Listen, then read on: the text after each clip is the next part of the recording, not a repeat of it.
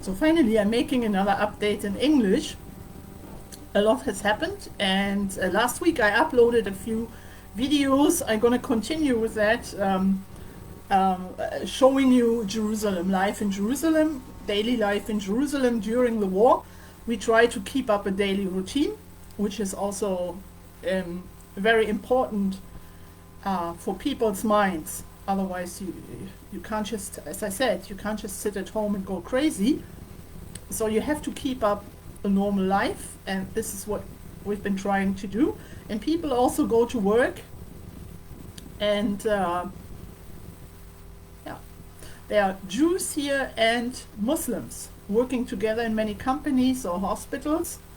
So it's not like people are fighting each other on a daily basis, but people also work together. Just so that you know, you probably don't see this in or hear about this in your media wherever you are. First of all, I want to tell you, because someone sent me an email. As many of you know, I'm a cancer patient, and I'm more or less fine at the moment. I have a huge hernia that wasn't fixed during my last big surgery in May because there was no time for it. And well, the hernia looks like a tennis ball on my, everything here is out of shape on my stomach. And due to the war, I actually had, at the beginning of November, I was supposed to see the surgeon, and we wanted to, I don't know, make up a date for surgery, but this didn't work out due to the war. So I've been delayed with the surgeon. So it was the 2nd of November. Now, then they said I'm going to see the surgeon on the 16th of November. Now it's on the 10th of December. So we will see if this is going to take place. But it's bothering, pushing, and hurting many times. But I have existing cancer tumors in the lower left side stomach and lungs, but it was kind of stopped. Growth was kind of stopped due to radiation, and otherwise my last CT from September showed no new tumors. But I don't trust the situation, because always something new is popping up, or has been popping up for the past 4 years, and so neither does my oncologist. So I'm having, in 2 weeks, I'm having another CT, and then we will see what's going on. But I have to say, it was the best decision, one of the best decisions in my life, to switch hospitals, to switch to Hadassah in Kerem. It was a great decision. Otherwise I wouldn't, I don't even want to think about where I would be now. So yesterday it was big news in Israel, and you're gonna see this, what the news is, in this video. I put a link of a video here on Facebook and also on YouTube. On YouTube, below this video, you find a link to last night's Israeli news broadcast of Channel 14, but it doesn't matter if it's Channel 14, Channel 11, 12, 13, you're going to see all the same. So I'm putting a link here of Channel 14, and I don't know if the media is reporting about this, what happened yesterday in Gaza. I don't know if all the media is reporting about it, because it says that the Arab world doesn't really want you to see what was going on yesterday, or what's still going on. It wasn't only yesterday. So what you see in the video below, and the big news yesterday, was that Palestinian civilians are leaving Gaza City, and where they are going is down south in the Gaza Strip near the Egyptian border, and there they get humanitarian help, like food, shelter, and also medical help. And for I don't know how many weeks since the beginning of the war, the Israeli army has told Palestinians living in Gaza, in northern Gaza and in Gaza City, to move down south, where there's no fighting and where there's humanitarian help and food and water and all kinds of supplies. What happened was that Hamas didn't really want people, the civilians, to leave, because they need them as human shields. So when the Israeli army is, I don't know, bombing or whatever, attacking, so there may be civilian victims, there may be civilian dying, and of course Hamas is using them to show the world how bad the Israeli army is. But yesterday it really started that Palestinian civilians living in Gaza really started moving down south. So what you see in the beginning of this video is Gaza City and plenty of Palestinian civilians carrying white flags, and they are leaving Gaza City towards the south, where they get humanitarian help. And what you also see right next to the masses of people walking is an Israeli tank. So why is there an Israeli tank? I'm saying this so that you don't get the wrong impression and that you don't get the wrong ideas from Hamas propaganda or whatever. The tank is there in order to protect the Gaza civilians from Hamas, so that they can peacefully march out of Gaza City towards the Egyptian border, because Hamas has been killing civilians who want to flee down south. Hamas sees their own people, like Gaza civilians, as traitors. As soon as they want to leave northern Gaza and Gaza City and march down south where there is help. So they see them as traitors and they kill them because they are traitors in their eyes. So in order to protect these masses you see in the video marching down to the southern area of the Gaza Strip, so there is an Israeli tank, there are Israeli soldiers, in order to protect those civilians not to get killed by Hamas, so that Hamas terrorists don't throw, I don't know, that they don't start shooting at the civilians, or that they don't throw any grenades, hand grenades, whatever, so that everything is going smoothly and peacefully. What you also see in the video is that still many Gaza Palestinians are staying, especially in Gaza City in the hospitals, and they just stay there. I don't know why, but they decided to stay there. And there's no food. There's no food being given out because humanitarian help is in the southern part of the Gaza Strip.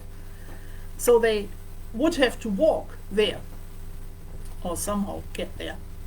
But it was also reported in the Israeli media that Hamas terrorists came to civilians and stole their food, because those terrorists also, they are also running out of food, so they stole from civilians. And what you also see is, in this video below, you see the conditions and the situation in the southern part of the Gaza Strip with the humanitarian help, where everything is just flooded with people, and you see in the video some guys screaming. But they are not screaming against Israel, they are screaming because they want the Arab world, the Arab countries, to help them. They want to move to other Arab countries, but other Arab countries don't want them. And also Egypt, the Egyptian government, they don't want the Palestinians from Gaza flooding in, because they say they don't want them to settle in Egypt in order to build new terror cells, to start with terror in Egypt or whatever. So this is also the reason why other Arab countries don't want them, because they just don't want these Palestinians from Gaza. Nobody, no Arab country wants them. So you see in the video some guys screaming, some Gaza civilians, that they want the Arab countries to take them so that they can go somewhere. And they are screaming at the Arab leaders to let them into their countries. So what you also see is people like looting storage. The storage belongs to the UN, and there's food and flour and I don't know whatever. And so people just run in, these Gaza civilians, and start looting everything. And this is basically what the video shows you. The video also shows you that, or they say, I mean it's from the Israeli news, so the video is in Hebrew, so I'm trying to explain to you what they say. It's also said that that there is no more water in northern Gaza, but everybody, like the army wants, the Israeli army wants all the civilians to move down south so that they get out of the battlefield, so that no one is being hurt or anything, and where there is where there are supplies and everything and help for them, and where there's no fighting, and this is near the Egyptian border. So this is basically what the video shows you. And as I said, it's a news report from the Israeli media last night. And I hope you can see this in your countries, wherever you are, that Gaza civilians, many, are moving down south to the southern part of the Gaza Strip in order to look for shelter and get help. And the Arab world, especially Hamas, doesn't want you to see the video, or the video. They don't want you to see those pictures, because it shows that many civilians in Gaza don't trust Hamas anymore. They just want to look for help. They don't care about Hamas threatening them or trying to kill them when they flee or anything. They just take all their families and leave. And Hamas is not interested in that the whole world sees that they are losing trust of their own people. And the second thing the Arab world especially doesn't want you to see is that the Israeli army, like in this case the tank and soldiers, are protecting the Gaza civilians who are marching down south. Because it can't be that the Israeli army, their enemy, is protecting Gaza civilians so that they are not getting attacked by Hamas, because Hamas sees them as traitors. So if you are interested, click on the link, watch the video, watch this news report, and it shows you a lot, although you may not understand Hebrew, but I basically told you everything what it says in this news report. So this is about it. Rockets are still flying on Israel. I live in Jerusalem, so here we've been mostly lucky, although we have other problems. We are not only afraid of rockets.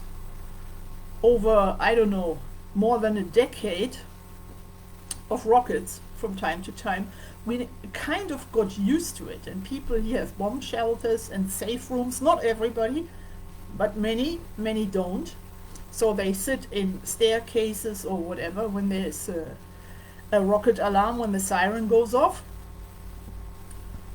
But you know, Israel is full of Palestinians, and they live everywhere. They live in villages and certain neighborhoods, whatever, and Israelis are very afraid that something like what happened on the 7th of October, the massacre, that this is going to happen again.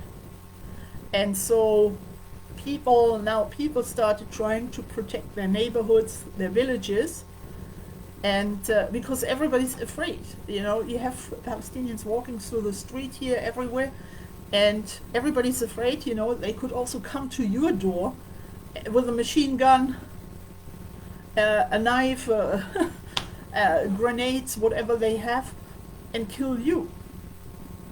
And so the 7th of October showed us that everything could happen anywhere, even in Tel Aviv, even in Jerusalem, even anywhere in the country.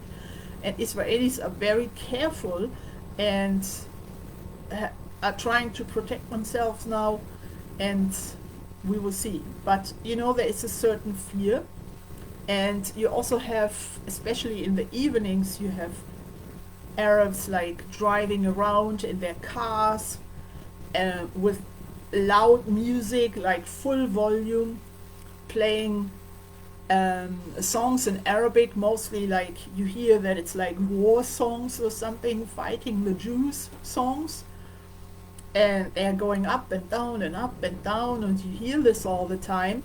So it's a kind of frightening, even here in Jerusalem, even here in my neighborhood.